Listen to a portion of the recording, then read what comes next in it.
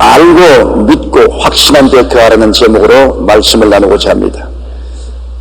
한 자매님이 심각한 건강 문제로 제게 기도받으러 왔습니다. 그는 염려하고 근심하여 마치 사형 선고를 받은 사람 같았습니다. 계속하여 식사를 할 수 없고 몸은 쇠약해지고 마음의 고통도 심각했습니다. 그는 여러 증상으로 봐서 그가 읽은 신문기사나 TV에서 얻은 지식에 의하면 위암에 걸렸다고 단정을 했습니다. 제게 기도를 받은 후 병원에 가서 위 내시경 검사를 받았습니다. 그 결과 그저 가벼운 위염이 있을 뿐 암은 아니라는 확실한 지식을 얻었습니다. 그의 느끼던 감각이나 그가 생각하는 것과는 딴판이었습니다. 이제는 흔들리지 않은 확실한 지식, 거짓되지 않은 확실한 지식을 얻었습니다. 그가 올바른 건강 지식을 갖자 믿음이 생기고 자신이 생겨 확신하게 말할 수가 있게 되었습니다. 제가 그 몸의 상태를 물어보니 아직 소화는 안 되고 고통이 있지만 위암이 아닌 것을 아니 이상 조금도 두렵지 않고 건강하다는 믿음 위에서 확신에 넘치는 대답을 했습니다. 이처럼 우리는 하나님의 은혜를 누리기 위해서는 하나님의 말씀을 확실히 알아야 되는 것입니다.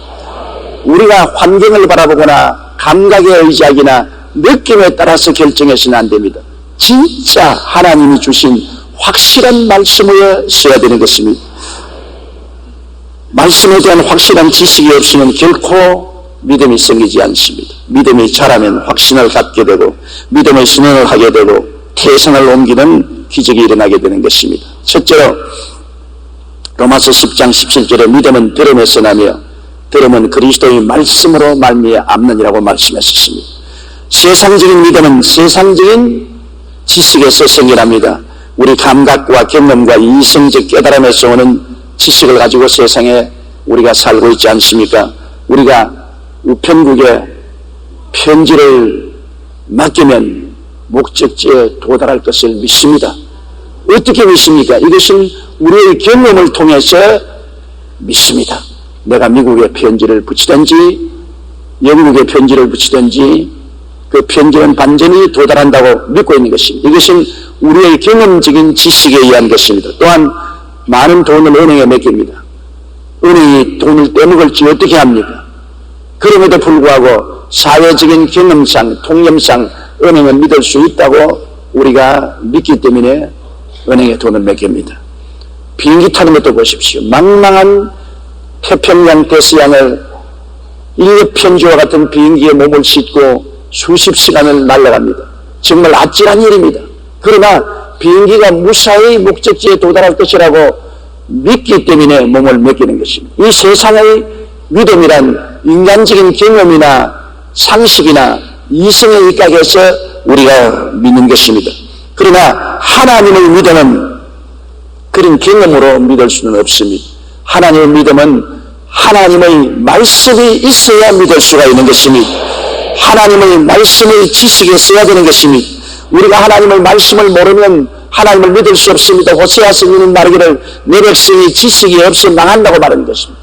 하나님에 대한 지식이 없으니까 하나님을 믿는 믿음이 없으므로 하나님의 은혜를 받을 수 없기 때문에 망하고 마는 것입니다.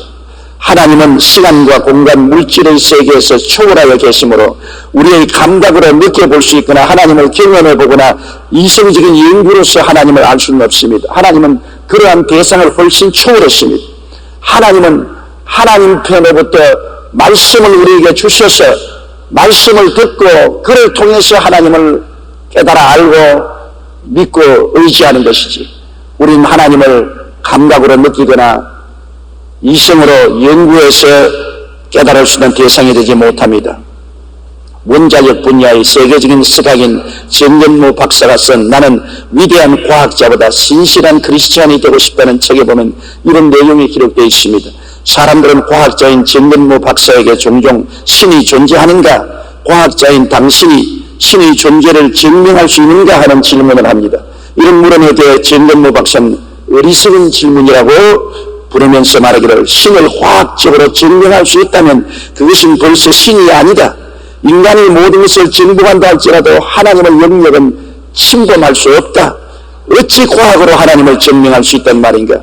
나는 내 삶을 통해 끊임없이 사랑을 베풀어 주셨던 하나님, 때로는 세미한 음성으로 위로해 주셨고 때로는 나아갈 길을 인도해 주시던 하나님을 믿는다. 지나온 삶을 반추해보면 또 그것을 깨닫게 된다고 말했습니다. 맞습니다. 하나님은 시간, 공간, 물질의 세계에 초월하여 계시므로 인간의 감각이나 경험이나 이성적 연구 대상이 되지 못합니다. 하나님의 지식은 하나님의 계시를 통해서만이 얻을 수가 있는 것입니다. 하나님이 우리에게 직접 계시해 주시기 때문에 우리가 하나님에 대한 지식을 얻을 수 있는 것입니다. 바로 성경은 하나님의 계시를 집대성한 것이 성경인 것입니다. 디모데후서 3장 16절에 모든 성경은 하나님의 감동으로 된 것이라고 말했으며, 히브리서 1장 1절로 2절에 옛적의 선지자들을 통하여 여러 부분과 여러 모양으로 우리 조상들에게 말씀하신 하나님이 이 모든 날 마지막에는 아들을 통하여 우리에게 말씀하셨다고 말하고 있는 것입니다. 세계적인 전도자였던 D.L. 무디 목사는 자신의 믿음에 대하여 이렇게 말했습니다. 나는 믿음을 달라고 기도했다. 그리고 믿음이 어느 날 하늘로부터 번개같이 뚝 떨어질 것을 기도했지만 믿음은 오는 것 같지 않았다. 그러나 어느 날 나는 로마서 10장 17절을 읽었다. 믿음은 들음에서 나며 들음은 그리스도의 말씀으로 말미암았느니라. 그제야 나는 지금까지 내가 성경을 덮어놓고 믿음을 위해 기도했던 어리석음을 깨달았다. 이제 나는 성경을 공부하는 동안 믿음이 쑥쑥 자라난 것을 깨달았다고 말한 것입니다. 유명한 학자인 사무엘 존슨은 자신의 임종시 머리맡에 있는 젊은이에게 이렇게 말했습니다. 젊은이여, 성경에 다수나마 세상에 알려진 사람의 마지막 말을 귀담아 들어두게. 그것은 바로 규칙적으로 성경을 읽고 살라는 것일세. 하나님의 지식은 하나님의 계시인 말씀을 통해서만 얻을 수 있습니다. 성경은 하나님의 계시를 집대성한 것이기 때문인 것입니다. 선교사였던 데이빗 리빙스톤이 아프리카에서 10년간을 섬긴 후 스코틀랜드로 돌아왔을 때 글래스고 대학에서 강의를 해달라는 부탁을 받았습니다. 학생들은 사자의 공격으로 한쪽 팔을 못 쓰고 수십 번의 열대병으로 초조해진 리빙스톤의 선교 이야기를 매우 감동적으로 들었습니다. 그때 리빙스톤은 친구에게 물었습니다. 나그네의 삶이 가져다 주는 외로움과 고통과 어려움 속에서 나를 붙들어준 힘이 무엇인지 아십니까? 순간 강당에는 전망만 흘렀을 뿐 아무도 대답하지 않았습니다. 그러자 리빙스톤은 말했습니다. 그것은 약속이었습니다. 가정 고결한 영광을 지닌 귀하신 분이 말씀하신 세상 끝날까지 너희와 항상 함께 있으라는 바로 그 약속이었습니다. 실제로 그는 기도하다가 세상을 떠났는데 당시 그 옆에는 손에 떼묻은 성경책이 놓여 있었고, 마태복음 28장 20절 내가 너희에게 분부한 모든 것을 가르쳐 지키게 하라. 볼지어다 내가 세상 끝날까지 너희와 항상 함께 있으라는 말씀 옆에 여박이는 존귀한 분의 말씀이라는 메모가 적혀 있었습니다. 이 세상을 살아갈 때나 세상을 떠날 때나 하나님께서 나와 같이 계신다는 확신을 어디에서 얻을 수가 있습니까? 그것은 하나님의 약속의 말씀뿐인 것입니다. 우리가 믿을 것은 영원히 변치 않은 하나님 말씀뿐인 것입니다. 우리는 하나님의 말씀은 지하늘이 무너지고 이 땅이 꺼져도 1.1획도 변치 않은 것을 알고 믿습니다. 성령님의 가르침도 역시 한 가지입니다. 하나님의 성령은 하나님 말씀을 우리에게 깨달아 알게 하실 뿐 아니라 하나님의 말씀을 우리에게 가르쳐 주십니다. 하나님에 대한 지식은 성령님의 가르치심을 통하여 우리의 마음속에 소유되는 것입니다. 요한복음 14장 26절에 보혜사 곧 아버지께서 내 이름으로 보내실 성령 그가 너에게 모든 것을 가르치시겠다고 하셨습니다. 요한복음 16장 13절에 진리의 성령이 오시면 그가 너희를 모든 진리 가운데로 인도하시려고 말씀한 것입니다.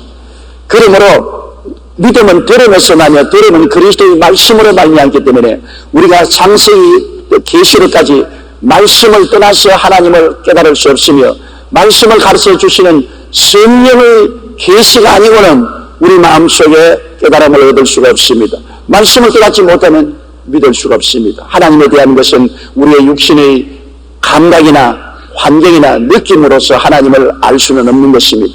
하나님에 대한 확실한 지식은 오직 말씀을 통해서만이 깨달을 수 있고 말씀을 받을 때 우리는 믿을 수가 있는 것입니다. 그러면 둘째로 우리가 인생을 살아가는데 언제나 우리의 환경 가운데 두 가지 믿음의 충돌을 느낍니다. 육신적인 믿음과 신령한 믿음인 것입니다. 우리의 환경과 감각과 이성을 통해서 자연적인 인간이 가지고 있는 믿음, 그 육신적인 믿음과 하나님의 말씀을 통해서는 계시적인 믿음이 충돌할 때 어느 편을 믿어야 될 것이냐는 것입니다. 이것이 우리가 매일 부딪히는 문제요, 선택해야 될 난제인 것입니다. 성경은 마르다와 마리아의 체험이 있습니다. 마르다와 마리아는 오라버니를 모시고 살았는데 오라버니가 병들어 죽자 무덤에 장사한 지 나흘이 되었습니다. 그러자 나흘 만에 예수님께서 베다니에 찾아오셨습니다. 자, 세상적인 지식과 하나님의 말씀의 지식 중 어느 것을 믿을 것이냐는 선택의 길에 서게 된 이유가 바로 여기에 있는 것입니다. 예수님이 찾아오셨을 때 세상적인 지식을 통해서 보게 될 때는 예수님이 너무 늦게 오셨습니다. 마리아와 마르다가 주님 나흘 전에 계셨으면 우리 오라버니가 죽지 않아야 했겠나이다. 탄식했습니다. 그러니까 예수님께서는 그들의 생각과 달랐습니다. 내 오라버니가 살리라고 말한 것입니다. 세상적인 지식을 통해서 보면 나사로는 죽었으니 살아나지 못합니다. 인간의 경험이나 이성적인 깨달음을 통해서 보게 되면 나사로는 죽었고 무덤에 들어간 지 나흘이 되어 썩은 냄새가 나는데 어떻게 살아납니까? 인간적인 경험을 통해서 그렇게 살아난 사람이 없습니다. 이성적으로 생각해도 죽어서 썩어가는 시체가 살아나지 못합니다. 요한복음 11장 21절에 마르다가 예수께 여짜오되 주께서 여기 계셨다면 내 오라버니가 죽지 아니하겠나이다. 나흘 전에 안 죽었을 때는 예수님이 오셔서 살릴 수 있겠지만은 이 죽어서 무덤에 들어간 지 나흘이 되어 썩은 냄새가 나는 이 시점에서는 결코 예수님이 죽은 나사로를 살릴 수 없다고 그들은 생각했습니다. 그것은 환경이요, 감각이요, 느낌이요, 이성의 가르침을 따라 믿는 믿음입니다. 세상 사람들은 못 살아난다고 확실히 그렇게 믿고 있는 것입니다.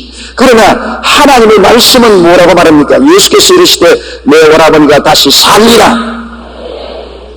큰일 났습니다. 인간적인 믿음을 통해서 볼 때는 절대로 못 살아나는데 하나님의 아들의 계시적인 말씀은 오라버니가 살아난다고 말합니다. 세상적인 믿음과 하나님의 믿음의 충돌이 이루어진 것입니다. 여기에 마르다와 마리아는 당황할 수밖에 없습니다.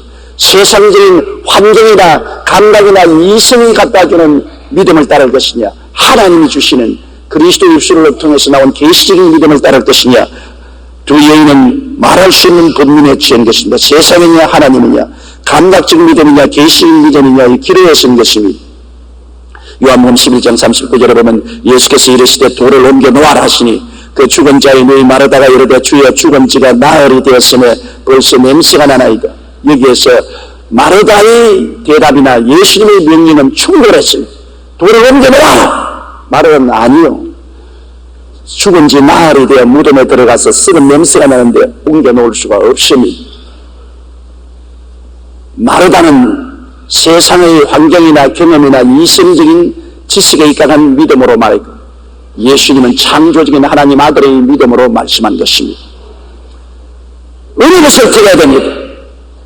마르다와 마리아는 샌드위치가 되었습니다. 많은 유대인들이 같이 와 있습니다. 마리아와 마르다야, 그런 열광적인 비경험적이고 비이성적이고 비과학적인 행동을 너희가 하지 말라. 썩은 냄새가 나는 오라버니의 무덤의 돌을 옮기면 너희는 미치광이가 된다. 세상 사람들은 그렇게 믿었습니다. 그런데 예수님은 단호하게 마리아와 마르다에게 돌을 옮겨 놓으라고 말합니다. 예수님의 말씀을 따를 것이냐, 세상 사람들의 말을 따를 것이냐, 세상이 주는 믿음을 따를 것이냐, 주님의 말씀이 주시는 믿음을 따를 것이냐, 정말 가운데 끼어서 선택을 하기가 곤란합니다. 그럴 때 마르다와 마리아는 결단이 필요한 것입니다. 여기에 너무너무하고 이것도 저것도 못하고 머뭇거리면 아무것도 안 되는 것입니다. 세상을 택하려면 세상을 따라가고 예수님을 택하려면 예수님을 따라가야 되는 것입니다. 많은 사람들이 세상 사람이 생각지 않은 기발한 예수 그리스도의 말씀을 따르므로 욕도 얻어먹고 미쳤다는 말도 듣고 이단이라는 말도 들어도 단호한 결단을 따르고 예수님을 따라가면 하나님의 역사가 일어나게 되는 것입니다. 마음의 결단은 참으로 힘이 들지만은 결단을 내려야 됩니다. 요한복음 11장 40절에 예수님께서 너무너무다는 마리아와 마르다를 보고 말씀하기를 내가 믿으면 하나님의 영광을 보리라 하지 않았느냐. 결단 내려라. 내 말을 믿으면 하나님의 영광을 볼 것이다. 그러나 결단을 내리지 아니하고 환경이나 감각이나 인간적인 이성을 의지하고 죽은 자가 어떻게 살아가냐. 그러고 불신앙하면 오라버니는 살아날 수 없는 것입니다. 나는 빌리 그라함 박사의 자서전에서 이런 글을 읽었습니다. 빌리 그라함 박사가 대학을 다닐 때 신신학적인 대학에 다녔습니다. 교수님이 와서 강의를 하는데 그 강의 중에 성경은 문학작품이요 사람이 지은 책이요 하나님 말씀이 아니라고 자꾸 깔아내림으로 빌리 그라함 박사의 믿음이 흔들리기 시작한 것입니다. 성경이 하나님 말씀이 아니면 무엇을 믿을 수 있단 말이냐. 그러면 내가 무엇을 사람들에게 하나님 말씀이라고 전할 수 있겠느냐. 굉장히 고민하게 되는 것입니다. 그래서 하루는 그는 달빛이 환한 학교 뒷동산에 올라가서 성경을 가슴에 안고 주님께 부르짖어 기도했습니다. 주님, 나는 어떻게 할까요? 교수들이 와서 가르치는 강의를 들으면 성경은 하나님 말씀이 아니고 인간의 문학작품이요 인간의 말이지 하나님 말씀이 아니라고 합니다.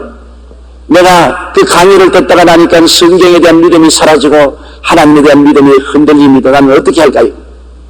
그러자 하나님의 계시의 말씀이 달빛처럼 그 마음속에 들어갔습니다.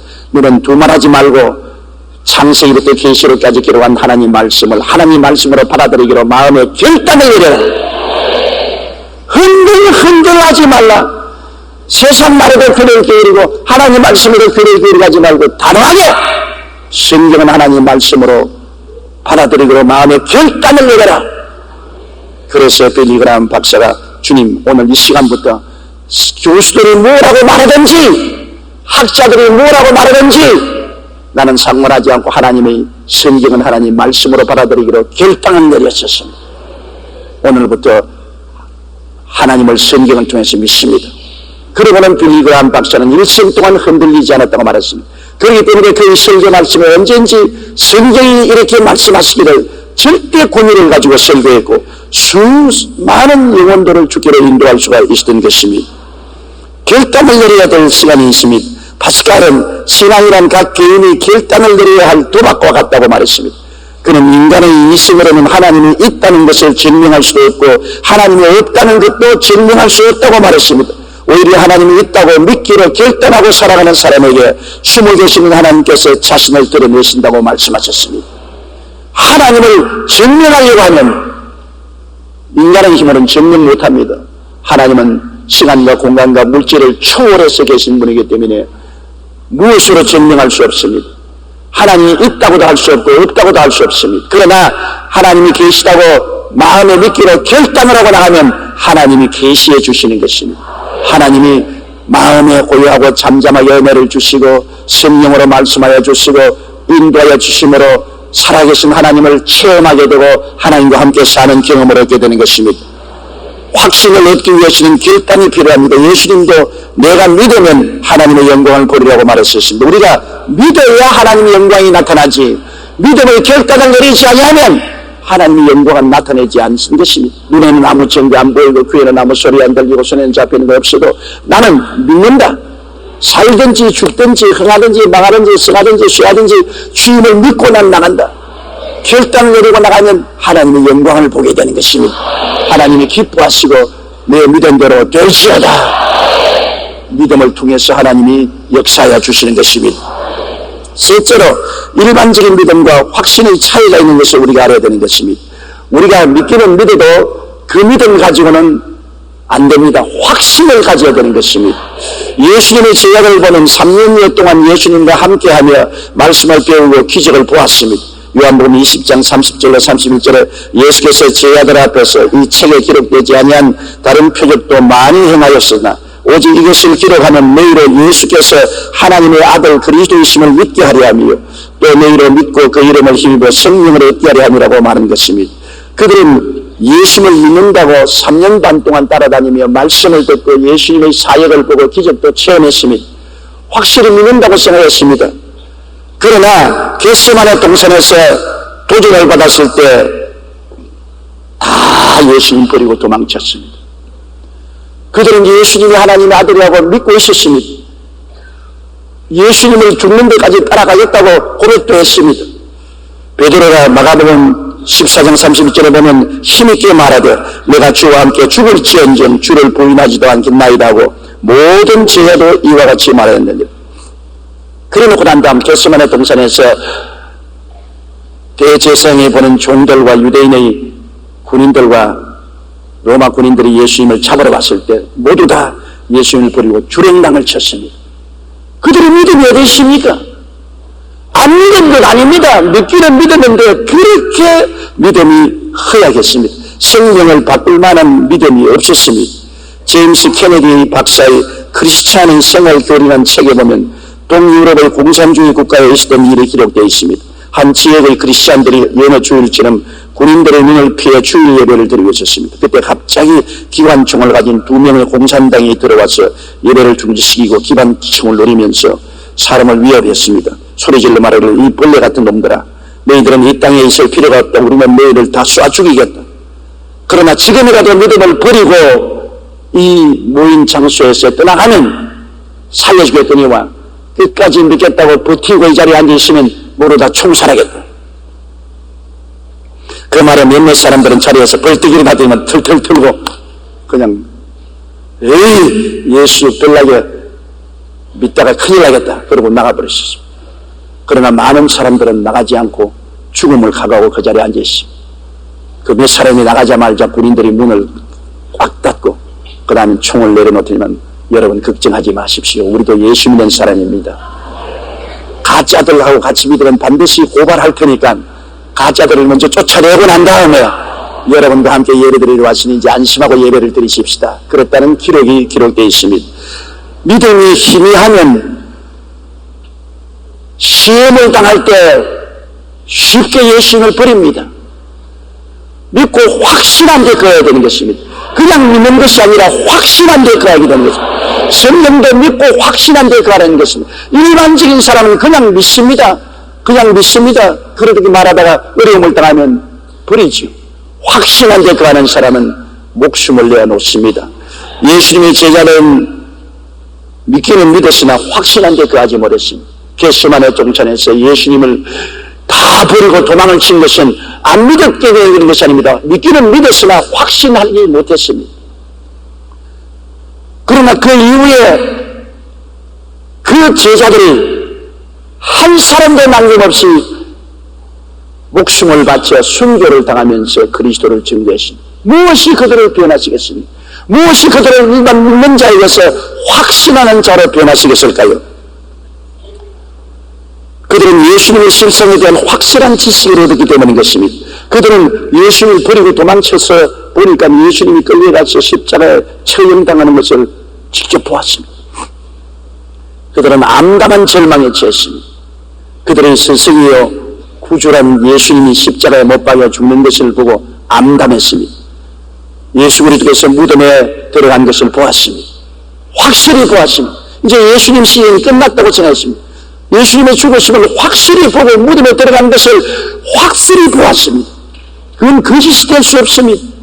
그런데 사흘 만에 확실히 부활하신 예수님이 그들에게 나타나셨습니다.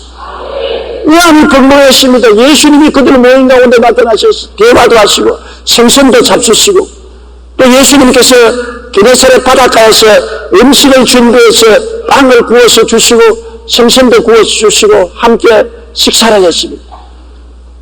분명히 그들 앞에 십자가에서 죽는 것을 보았고 분명히 장사되는 것을 보았는데 그 예수님이 또 부활하셔서 동해 번쩍 서해 번쩍 하면서 그들의 모임 가운데 나타난 것을 너무나 분명히 보았었죠. 그리고 그들 보는 앞에서 주님이 하늘로 성천에 올라가고 그리고 약속한 성령을 오순절 아래 부으셔서 그들이 다 성령을 충만히 받고 성령이 말하겠음에 따라 다른 방언으로 말하겠어 하는 것입니다. 그러니 그들은 이 너무나 확실한 지식에 이제는 일반적인 믿음이 아니라 확신하게 되었습니다. 아, 예수를 믿으면 죽어도 살고 살아서 믿으면 영원히 죽지 않는다. 너무나 뚜렷하게 죽은 예수님이 살아서 그들 가운데 나타난 것을 보고 성천한 것을 보았기 때문에 이제는 걱정이 없습니다. 이제는 살아도 좋고 죽어도 좋다. 살든지 죽든지 죽을 것이다. 살아서 천당 가도 좋고 죽어도 천당 가니 좋다. 예수 그리스도의 복음은 너무나 확실하다. 이제는 그냥 믿는 것이 아니라 확신하게 된 것입니다. 사도행전 2장 22절로 24절에 너희도 아는 바와 같이 하나님께서 나사렛 예수로 큰 권능과 기사와 표적을 너희 가운데 베푸사 너희 앞에서 그를 증언하였느니라. 그가 하나님께서 정하신 뜻과 미리 하신 대로 내어준 바 되었거늘 너희가 부없는 자들의 손을 빌려 못 박아 죽였으나 하나님께서 그를 사망의 고통에서 풀어 살리셨다고 담대하게 말할 수 있었습니다. 그 확신이 죽음조차 초월하게 만들었습니다. 너무나 확실하니까 이제 죽는 건 끝나지 않습니다. 예수님이 내가 너희를 위하여 처소를 예배하러 가느니 가서 처소를 예배하면 다시 와서 나 있는 곳에 너희도 함께 있게 하겠다는 말씀 너무나 확신하게 된 것입니다. 육신이 장막지 무너지면 무슨 걱정할 거 있나. 내가 주님 예비한 영원한 천국에 들어갈 것인데 죽으면 죽여봐라. 나는 그리스도를 증거하겠다. 이러한 담대함을 가지게 되는 것입니다. 사도행전 4장 18절로 20절에 그들을 불러 경고하여 도무지 예수의 이름으로 말하지도 말고 가르치지도 말라 하니 베드로와 요한이 대답하여 이르되 하나님 앞에서 너희 말을 듣는 것이 하나님 말씀 듣는 것보다 옳은가 판단하라. 우리는 보고 들은 것을 말하지 아니할 수 없다 하니 보십시오. 보고 들은 것이 너무나 확실합니다. 진짜로 죽고 진짜로 장사된 거 보았습니다. 부활해서 나타나셔서 함께 식사를 하고 함께 말씀을 하는 것을 체험했습니다. 보는 앞에서 성천하는 것을 보았습니다. 다시 오겠다는 약속도 들었습니다. 이제 더 이상 무엇을 의심할 수 있는 것입니까? 이제는 믿음이 아니라 확신인 것입니다. 사도행전 20장 24절에 바울 선생이 말한 것을 보면 내가 달려갈 길과 주 예수께 받은 사명 곧 하나님의 은혜의 복음을 증언하는 일을 마치려 하느라 나의 생명조차 조금도 귀한 것으로 여기지 아니한다고 말한 것입니다. 로마서 8장 35절에 누가 우리를 그리스도의 사랑에서 끊으리요 환난이나 공고나 박해나 기근이나 즉시나 위험이나 칼이랴. 내가 확신하노니 사망이나 생명이나 천사들이나 권세자들이나 현재일이나 장래일이나 능력이나 높음이나 깊음이나 다른 아무 어떤 피조물이라도 우리 주 그리스도 예수 안에 있는 하나님의 사랑에서 끊을 수 없으려는 이러한 확신을 갖게 된 것입니다. 유세비우스 교회사에는 예수님의 12제자의 순교 일지가 기록되어 있습니다. 그들이 얼마나 확신했던지 그냥 믿었을 때는 겟세마네 동산에서 예수님을 버리고 다 도망쳤으나 죽었다가 부활해서 함께 식사를 하고 성천하고 보내신 성령을 받고 난 다음에 그들의 믿음은 확신으로 변했기 때문에 모두 다 죽음으로써 그들의 증거를 인쳤습니다. 왜 하나님은 12제자를 다 순교하게 했습니까? 그것은 예수 그리스도의 복음이 너무나 확실하기 때문에 죽음으로도 부인하지 않는다는 것을 훗날에 보여주기 위한 것입니다. 목숨을 바쳐서라도 우리가 보고 들은 것이 확실하다는 것을 증명하기 위해서 제자들 모두 다 순교하도록 주님이 허락하신 것입니다. 베드로는 로마에서 가서 전도하다가 십자가에 거꾸로 못 박여 죽었습니다. 안드레는 헬라에 가서 전도하다가 아가야성에서 X자형 십자가에 줄로 매달려 죽임을 당했습니다. 야고보는 예루살렘에서 헤로드의 칼로 목베어 죽임을 당했습니다. 요한은 예수님의 유언대로 마리아를 모시고 살다가 주 70년 예루살렘의 로마에 멸망당한 후에 에베소에 가서 전도하다가 핍박을 당해 끓는 기름가마에 던져졌지만 튀어나왔습니다. 놀란 박해자들이 그를 밤모습으로 휴양 보내고 거기서 요한은 묵시를 받아 계시록을 기록한 후 세상을 떠났습니다. 빌립은 소아시아 부르기아에 가서 전도하다가 기둥에 매달려 죽임을 당했습니다. 바들로메는 알마니아에 가서 전도하다가 거꾸로 십자가에 매달려 죽임을 당했습니다. 도마는 인도에 가서 전도하다가 창에 맞아 죽었습니다. 마태는 이티오피아에 가서 전도하다가 목베임을 당했습니다. 알피오의 아들 야곱은 성전 꼭대기에서 떨어뜨려 죽임을 당했습니다. 가나안인 시몬은 애굽에 가서 전도하고 유대에 돌아와서 전도하다가 활에 맞아 죽었습니다. 야고보의 아들 유다는 바사에 가서 전도하다가 활에 맞아 죽었습니다. 가룟 유다 대신 선출된 제자 마띠아는 이티오피아에 가서 전도하다가 돌에 맞아 죽었습니다. 고난 앞에서 예수님을 버리고 달아났던 제자들이지만 예수님의 부활과 성천을 경험하고 성령을 받자 예수님의 실상에 대한 확실한 지식을 가졌기 때문에 죽음으로 증명했습니다. 말로만 증명한 것이 아닙니다. 예수를 부인하면 살려주겠다고 하는데도 불구하고 그들은 절대로 예수를 부인하지 않냐고 목숨을 내어놓아서 피로써 그들의 증거의 도장을 찍었습니다. 그렇기 때문에 여러분, 예수님의 제자들의 순교란 의미가 깊습니다. 그들이 그냥 믿는 자가 아니라 확신한 자가 된 것은 진짜로 그리스도가 하나님의 아들인 것을 체험했기 때문인 것입니다. 그가 십자가에 죽는 것도 진짜로, 무덤에 들어간 것도 진짜로 보았고, 부활하신 것도 진짜로 보았고, 눈앞에서 성천한 것도 보았고, 약속한 성령을 보내신 것을 체험한 그들은 이제는 의심할 도리가 없었습니다. 의심이 들어갈 틈이 없었습니다. 죽음으로써 그들의 증거를 다 확인한 것입니다. 이처럼 여러분, 예수 그리스도가 구주된 것은 확실한 사실인 것입니다. 진리의 말씀은 거짓이 없습니다. 예수님이 우리 위해서 십자가에 돌아가시고 부활하셔서 승천하시고 하늘에 우리의 있을 곳을 예비한 것은 틀림없는 사실인 것입니다. 두려워할 필요고 놀랄 필요가 없습니다. 땅에 있는 장막집이 무너지면 손으로 짓지 않은 영원한 집이 우리를 위해서 예비해 있는 것입니다. 우리가 살면 주를 위해서 섬기고 죽으면 천당 가는 건 너무나 확실한 것입니다. 그렇기 때문에 예수 믿는 삶은 두려워하고 놀라운 삶이 아니라 편안한 삶이 되는 것입니다. 이러기 때문에 우리는 머릿속 믿음을 가지지 말고 마음속 확신을 가져야만 되는 것입니다. 지식은 머릿속에 있지만 깨달음은 마음속에 들어오는 것입니다. 깨닫지 못한 지식은 머릿속 믿음이요 깨달은 지식은 마음속의 믿음이 되는 것입니다. 마태복음 13장 23절에 말씀을 듣고 깨달으라고 말했었습니다. 골로새 2장 2절에는 확실한 이해의 모든 풍성과 하나님의 비밀인 그리스도를 깨닫게 하려 함이라. 그냥 아는 것하고 깨닫는 하고는 굉장히 틀립니다. 우리가 성경을 들을 때 그렇구나, 창세기부터 계시록까지 성경의 지식을 가지고 있어도 마음속에 깨닫지 못하면 내 것이 안 됩니다. 예수님이 위대한 선자요 중개인이라고 사람들은 다 알고 있습니다.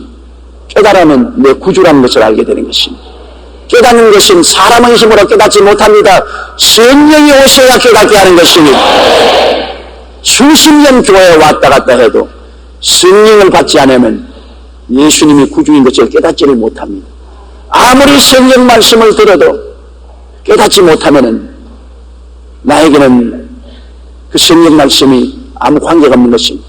믿음은 깨달아야 마음속에 들려오는 것입니다. 깨달으면 큰 보배를 얻는 것입니다. 늘 길거리 옆에 버려진 돌멩이인 줄 알고 왔다 갔다 하다가 나중에 깨달아 보니까 금덩어리가 왔습니다. 그저 성경 말씀 창세기부터 계시록까지 말씀을 읽습니다.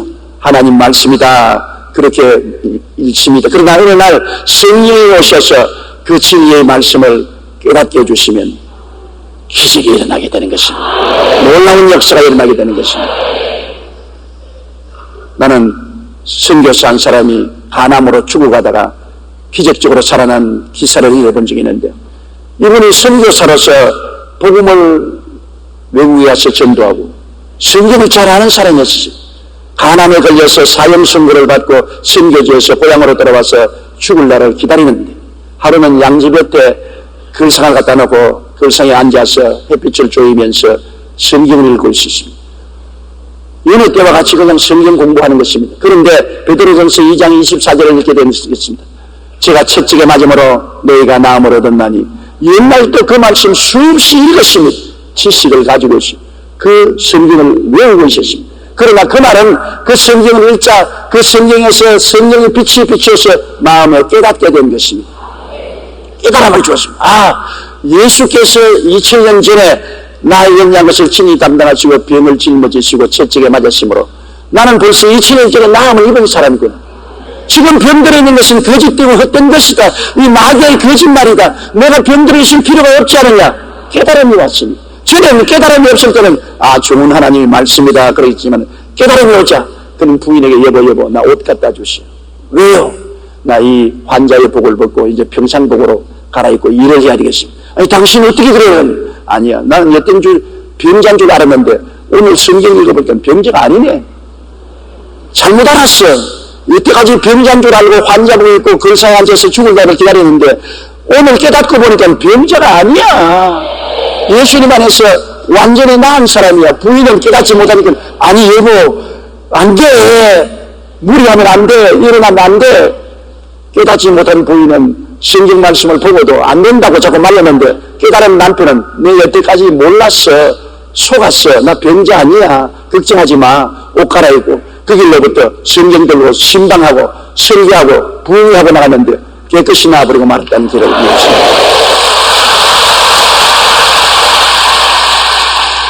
깨달음이란 얼마나 중요한지요. 성령이 오신 것은 우리에게 주의 말씀을 깨닫게 하기 위해서 역사하여 주신 것이고, 그러므로 항상 하나님 말씀 들을 때나 성경 읽을 때 성령님을 인정하고 환영하고 모시드리고 의지하며 성령께 깨닫게 해달라고 부탁해야 되는 것입니다. 넷째로 우리가 깨달은 말씀을 믿었으면 담대하게 입술로 시인해야만 되는 것입니다. 하나님의 지식을 믿고 깨달아 확신하면 인정사정 보지 말고 입술로 시인해야 되는 것입니다. 성경이 그렇게 말하고 있지 않습니까? 하나님을 믿어라. 누구든지 이 산들을 명하여 저 바다에 던져라 하고 그 말한 것이 이룰 줄 마음에 믿고 의심하지 아니하면 그대로 되리라. 사람들은 저보고 말합니다. 어떻게 당신 감히 병자 위에 기도하고 암이 나았다, 관절염이 나았다, 귀머거리가 나았다, 당뇨병이 나았다, 그렇게 말할 수가 있습니까? 제 속을 버선 뒤집어 보이듯이 싹 뒤집어 보이고 싶은 생각이 정말 간절히 나요. 병자에 기도하고 난 다음에 깨달음이 오는 것입니다. 그냥 지식이 아닙니다. 그런 병자가 나았다는 깨달음이 성경으로 오는 것입니다. 내가 마음대로 말하는 것이 아니에요. 마음에 깨달음이 오면 그 다음에는 하나님을 믿고 가고 담대하게 말합니다. 이 산들을 명하여 저 바다에 던지라고 말해야 기적이 일어나기 때문에. 깨달음이 없는데 말하면 엉터리지요. 그러나 깨달음이 있으면 믿을 수가 있고 믿음으로써 담대하게 말하면 내 말한 대로 이루어질지어다 하나님의 역사가 일어나는 것입니다. 마가복음 11장 23절로 24절의 말씀을 우리는 마음속에 늘 생각해야 됩니다. 그 말하는 것이 이룰 줄 믿고 마음에 의심하지 않으면 그대로 되리라. 내가 너에게 말하니 무엇이든지 기도하고 구한 것은 받은 줄로 믿어라. 그래야만 너의 기도를 깨달아지면 받은 줄로 믿게 되고, 받은 줄로 믿게 되면 강하고 담대하게 입술로 말을 해야 되는 것입니다.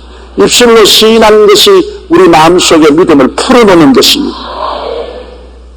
마가복음 9장 23절에 할 수 있더니 무슨 말이냐, 믿는 자에게는 능치 못한 일이 없느니라고 말했었으며, 히브리서 10장 38절에 나의 의인은 믿음으로 말미암아 살리라. 또한 뒤로 물러가면 내 마음이 저를 기뻐하지 아니하리라고 말한 것입니다. 그렇기 때문에 우리가 믿은 바를 말해야 돼요. 예수님께서도 항상 내 죄사함을 바라느니라, 내 침상을 들고 집으로 돌아가라, 내가 고침을 받았다. 주님께서 말씀으로 용서하시고 치료하시고 귀신을 쫓아내시고 기적을 행하신 것입니다. 우리는 예수 그리스도의 자녀들로서 그리스도를 따라서 우리도 깨닫고 믿어진 것을 입술로 말해야 되는 것입니다.